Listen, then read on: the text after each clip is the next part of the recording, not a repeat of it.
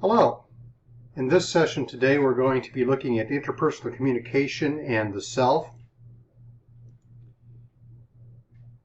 In the first section we want to talk about communication and our self-concept.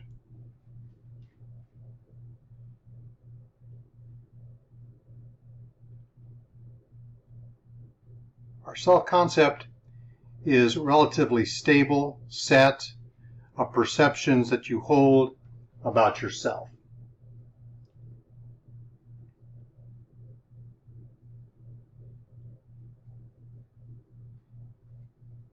Part of our self-concept is self-esteem. Our self-esteem is part of the self-concept, which involves our evaluation of our self-worth. And we look at how does high or low self-esteem affect communication behavior.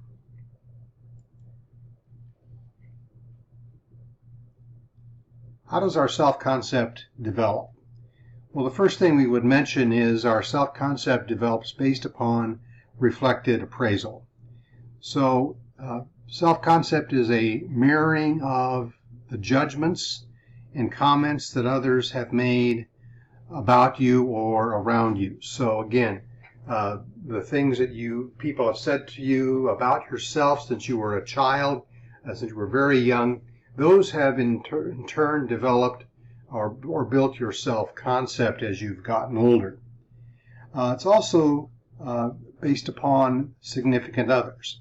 Significant others are people whose evaluations are especially influential for you. So again, your most significant others in your childhood were your parents, then probably aunts, uncles, grandparents, siblings. Those all had part of the developing of your self-concept. Another part of our self-concept deals with social comparison. Social comparison is when we evaluate ourselves in terms of how we compare ourselves with others. So when you begin to get involved with others in playing or when you go to school or you're involved in a Pee-wee league of some sort, a sports activity, you begin to compare yourself to others and how well you do with others in that activity. So some may be very skilled in athletics and they may receive a lot of praise. You may not see yourself that well, and so you begin to compare yourself to somebody else. You compare how you look, how you act. You compare your intelligence, your athletic abilities. All of those kinds of things are part of that self-comparison. And then what also affects our self-concept is our reference groups. Again, I've mentioned those really already. Our reference groups deal with those that are closest to us, those groups to which we belong. Again, family, fellow students in school, fellow teammates, those are all part of our reference groups, and those all in turn affect our self-concept. What are the characteristics of our self-concept? Well, first of all, our self-concept is subjective, basically meaning that it is unique to ourselves. We see ourselves differently than anybody else sees us. That's what is part of that subjectivity nature. We inflate and or underestimate our self-perception. So we may see ourselves, we may think we're greater than something, or we may think we're less than something. We're not as talented or not as gifted or not as strong as somebody else, even though we may be. And the reason we do these things are a few reasons. The first is what we would term obsolete information, basing our current self-concept, our current abilities on information that is outdated. The second is distorted feedback. Feedback that we've received from other people, from our peers, from our family, that is not correct or not up to par. The third is it is the myth of perfection. You may have heard people who have been referred to as being perfectionists. And so I think a lot of times we try to strive for some kind of perfection in our lives, and we're never going to attain it. Meanwhile, we may see somebody else as perfect and not realize that they're undergoing some of the same struggles that we are, if not more so than what we're experiencing ourselves. And the other reason why we may have a negative self-concept or a weak self-concept deals with social expectations. Social expectations are the expectations that we want to live up to, what other people may think about us, or what we perceive others to think about us. And so it's that kind of social expectation that we may have. Sometimes those self-expectations or those social expectations can be expressed, and we may never live up to that. So you think in terms that you've really struggled with a class and as a student, and comes to the end of the semester and you get a B plus for the class, and that significant other, that parent may say, well, why didn't you get an A? And so we get this social expectation then that we're always supposed to get A's on ourselves. And so those things tie together in dealing with our self-concept. Other characteristics of our self-concept is a healthy self-concept is flexible. We see things from a different perspective, from a different point of view. We are willing to adjust our self-concept based upon who we are and where we are at a certain point in time. Another characteristic is that the self-concept resists change. This is called cognitive conservatism. So we seek information that will conform to an existing self-concept. So we want information that's going to reinforce or reestablish our self-concept as we see ourselves at a particular point in time.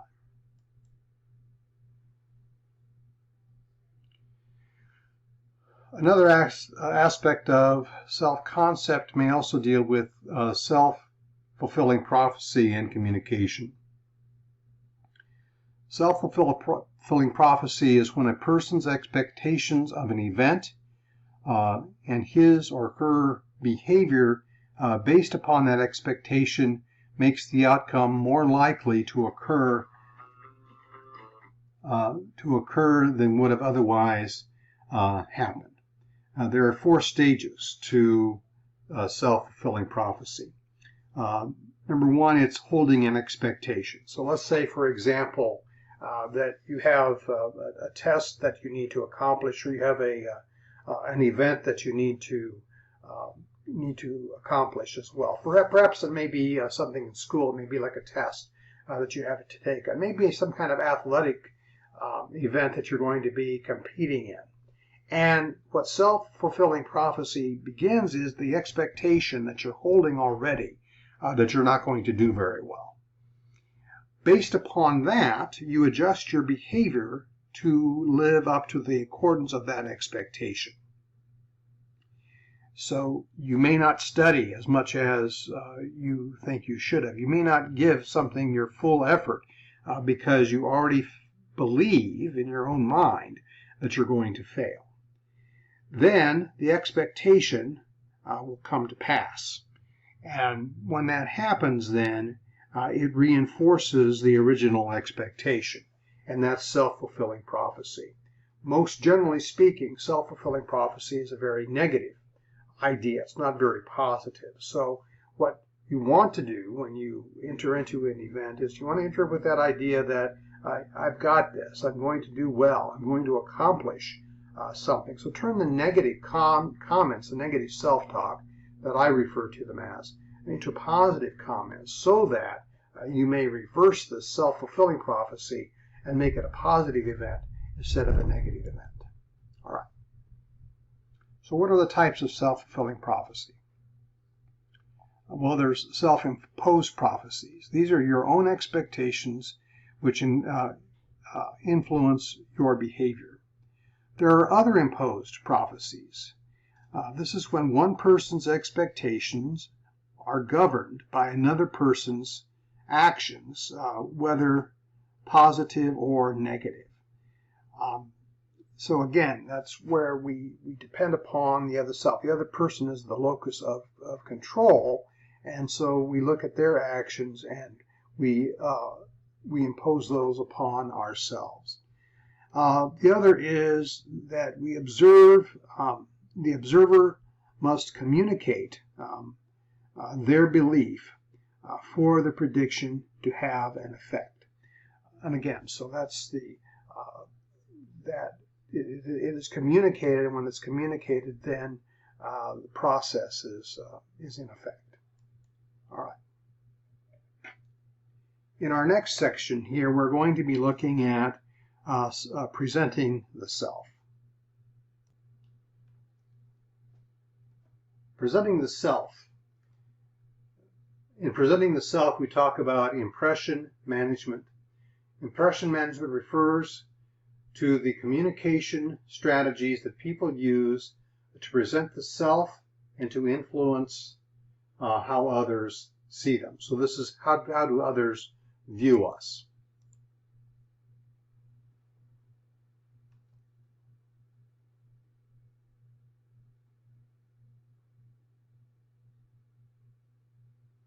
We talk about the self, we talk about the perceived self, or the public self, and the private self. The perceived self is the person that you believe yourself to be in moments of honest self-examination. So this is how you see yourself. The presenting self is the public image that we present, the way that we want to appear to others. In other words, how do we want others to see us? The face is the name given to the socially approved identity that we present. And the face work describes the verbal and nonverbal ways that we act in order to maintain our face and the faces of others. So you may have heard that expression, saving face. That's really what this refers to. This is what we want others to see. This is the self that we see, the people that, the way that is the socially approved way that others want to see us. So what are the characteristics of impression management? The first is that we strive to construct multiple identities. People play a variety of roles in different areas of their lives, and being able to construct and negotiate multiple identities is one element of competent communication. So you see here two photographs of a person. And one is the self as one may be seen in a relaxed setting. The other is a self that one may want to present at a different point in time. And so we have those different roles that we play. How do we want somebody to see us at a particular place, a particular time, as opposed to another time? Identity management is collaborative. We perform like actors to an audience through improvisation, through the changing circumstances that we find ourselves in. Thirdly, identity management can be deliberate or it can be unconscious. At times, we are aware of managing impressions, and at other times, we are consciously acting in ways that make an impression on others. So if you think in terms of going in for a job interview, that is when you are very conscious of your identity management, of how you conduct yourself, how you hold yourself, how you make eye contact, those kinds of things that you want to present. At other times, you're not as well aware of them, and so you're more relaxed and you present yourself in a different situation, a different light. Thirdly, face-to-face, or next, in face-to-face impressions management operates in three ways. The first is in the manner, that's words and behavior. The second is in appearance, that's our personal items, our personal artifacts. And the third is the setting, the physical items, physical place in which we find ourselves.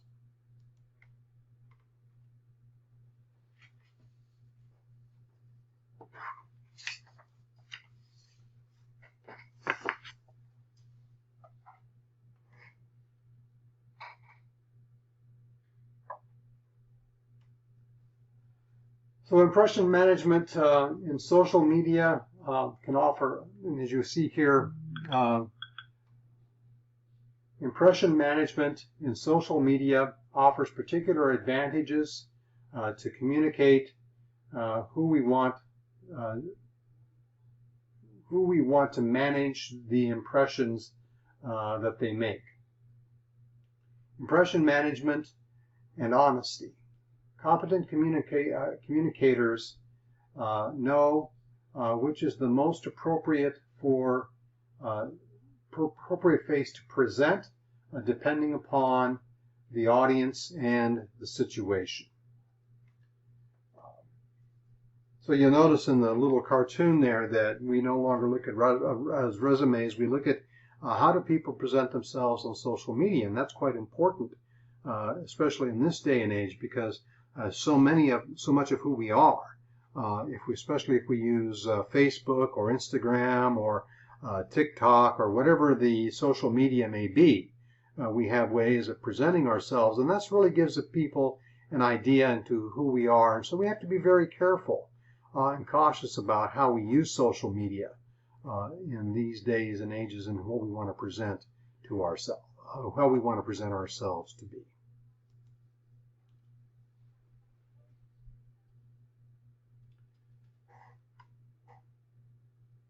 So it also deals with impression management and honesty. People sometimes misrepresent themselves in order to gain the trust of others. Sometimes deception is in cyberspace, it's very common. And then there's always the ways in which we present kind of a false front, or we don't want there are certain things we don't want others to know or see about us. And so those are dealing with ideas in honesty and impression management. In the next section, we're going to be looking at disclosing the self and self-disclosure. I will be talking more about this in class, but I'm just going to hit the highlights in this next section.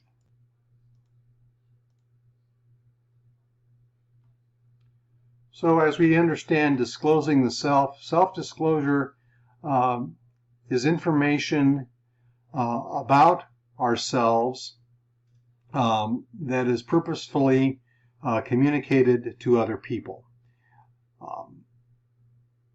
It distinguishes us. Distinguishing factors of self-disclosure are honesty, depth, availability of information, and context of sharing. The models of self-disclosure that are talked about here in this section. The first is the social presentation model, which we will talk more about in class, and then also dealing here with the idea of the social perception or the depth model, as well as the Johari model, which I said we will cover more in class.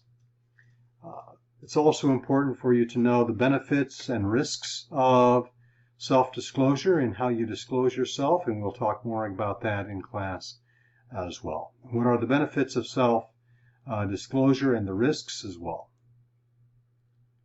All right, so we're going to leave it there, and we will cover this more thoroughly in our next class session. Thank you.